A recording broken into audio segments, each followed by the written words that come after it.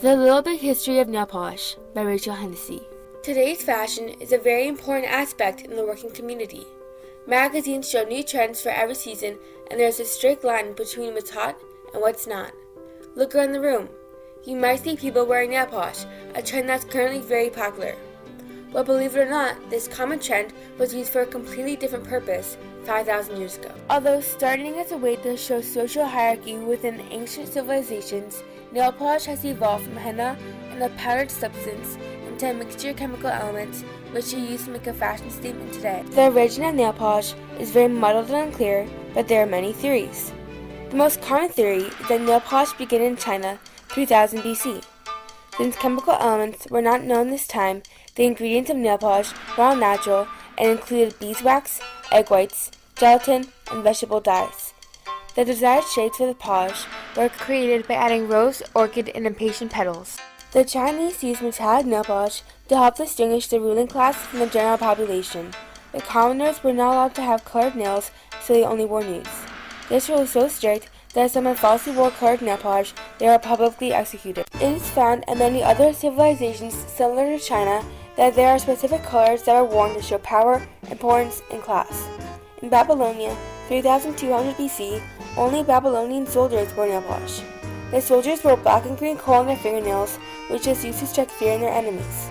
Social hierarchy was shown here also. Only green nail polish was for the lower class, and black nail polish was for people of importance. In ancient Egypt, nail polish was also used to signify class rankings.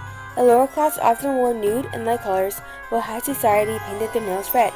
In Egypt, the redder your nail polish was, the more important and powerful you were. This is why Cleopatra often had crescent nails. Another theory for the original nail polish is that the manicure began in India over 5,000 years ago during the Bronze Age. During this age, henna was obtained from the powder of dried leaves and was also used for nail decoration. Also, another interesting fact about the culture of nail polish is that 600 BC, from the Chow dynasty and on, noble women and men grew their nails incredibly long and protected them with bejeweled nail guards. They did this because long nails were a status symbol that showed they didn't do hard work. Unlike nail polish in ancient times, nail polish today has many chemicals in it to supply the texture and finish that we are all familiar with. The components of a strong nail polish include resins, pigments, solvents, and nitrocellulose. Formaldehyde, also known as methanol, is made up of oxygen, carbon, and hydrogen. It's also used in the production of industrial means, such as particle boards and coating. Resins are ingredients that add gloss and hardness to the film of a nail polish. Example of a polymer used as a resin in nail polish is tosylamide formaldehyde.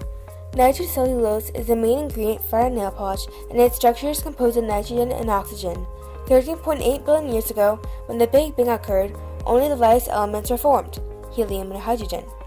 Nitrogen, oxygen, and other elements were then formed through the fusion of stars, which use hydrogen to do this. Many chemicals are also used in pigments, which give the nail polish its color. Chemicals found in pigments are iron oxides and other colorants such as you would find in paint or varnish. Once you apply the polish, solvents evaporate away. The amount and type of solvent determines how thick a polish is and how long it takes to dry. Examples of solvents include ethyl acetate, butyl acetate, and alcohol. Today, nail salons can be found practically anywhere, and people can get French manicures, acrylic, gel, you name it. But like most trends, the manicure took a while to become as popular as it is now, and the statistics often fluctuated. Ironically, the automobile industry helped create nail polish. It turns out people liked the glossy and chic look of car paint and wanted it on their nails.